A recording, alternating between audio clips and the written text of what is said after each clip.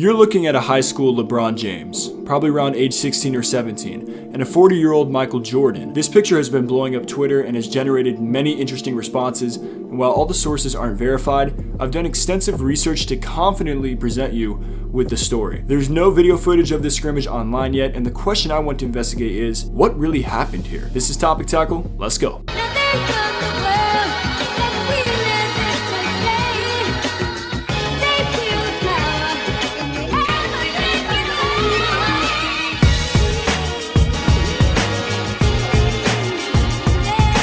What's good, people? JC3 here, and while I originally planned to upload a different video to begin my mission of bringing y'all quality content during the NBA hiatus, that video will be released after this one because I had to present this story to y'all as soon as I could. There's much speculation surrounding this image, where it was taken, if LeBron and Jordan are on the same team, why there's no video that accompanies it, and the story behind it. The best thread of info we have right now is on Twitter, and some are speculating that LeBron gave MJ the business, hence the reason why there's no tape. But again, that's speculation, not fact. It's important to match time periods as best as we can with what we're given. Maverick Carter told Chris Broussard in 2017 that the first time LeBron met Michael Jordan was when James was 16, going into his junior year of high school. Jordan pulled up in a red Ferrari outside of Hoops the Gym in Chicago and started walking toward Carter and James, and both of them said it was like Black Jesus coming down the street in a red Ferrari. I think it was my junior year in high school. I go up to Chicago and I go to a gym called Hoops where he plays basketball in the summertime.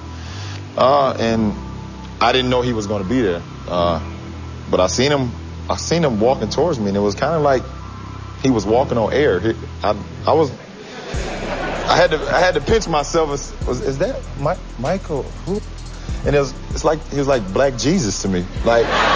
Hoops the Gym in Chicago was a popular spot for pickup games between NBA players in the early 2000s. Carter described it as basketball heaven. This little building with 2 courts in it, a weight room that wasn't huge but had all the technology advances for weightlifting. LeBron and Carter found out about it at an AAU tournament in Chicago where they met Greg Ryan, who worked for Michael Jordan's trainer, Tim Grover. They were invited to the gym where Grover talked to LeBron about the importance of lifting, considering at the time, 16-year-old James hadn't really lifted in his life. LeBron and Carter would return to the gym where James would eventually get to play in pickup games against the likes of Paul Pierce, Jerry Stackhouse, Antoine Walker, and Ron Artest. And this is where it gets interesting, people, because Artest, now Meta World Peace, shared this on the Knuckleheads podcast back in September of 2019. Maverick brought him. Maverick brought him, really? Maverick was there with him then? Maverick was a little older than him, but he hadn't went to college yet. Yeah. That's amazing. I didn't know that. Yeah, I was there. Twan had brought him out there. That's why I he gave him was a there. forearm on fast break. He was coming. He was cooking. He couldn't. Nobody can guard him. LeBron James. At all. They couldn't guard him. I'm like, I'm getting embarrassed. He's embarrassing us. So he's coming down full speed. LeBron James. Boom. I lay him on the floor. He get up and start cooking more. He's just tough. He was about 225 at that time.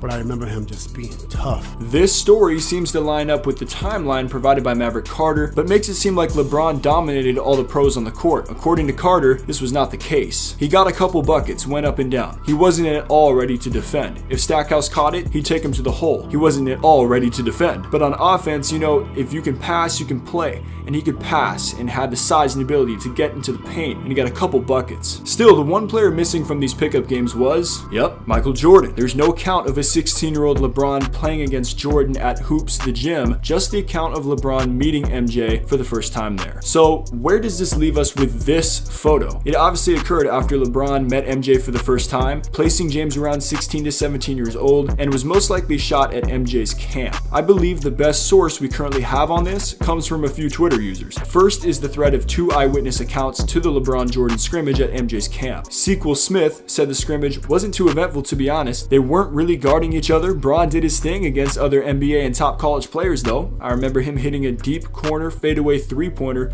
and some dope dunks. Another user, Dylan Collins FOE, spoke differently, saying, I was there. It was at the MJ camp. LeBron was like 16 or 17 and dominated all the NBA players with huge dunks. It was dope. And by the looks of his bio, this is a fan of Steph Curry and the Warriors. And generally, Warrior fans don't praise LeBron because of all the finals matchups. So why would a guy like this lie about LeBron's performance, especially considering that he said LeBron dominated? This user also posted a picture of himself with Jay Williams, who was his coach at the camp, and evidently, he's a young kid, and this is something that he acknowledged in a reply. To conclude, do I think a high school LeBron embarrassed Jordan at his own camp, so much so that this led to tapes being destroyed? Based on my research, no. But one thing is accurate, that if these tapes got released, they would blow up YouTube. So let me know what you think in the comments down below. Who would you pick, high school LeBron or near 40-year-old MJ? Leave a thumbs up on this video, and we'll be back with more Topic Tackle coming soon. Stay solid, people.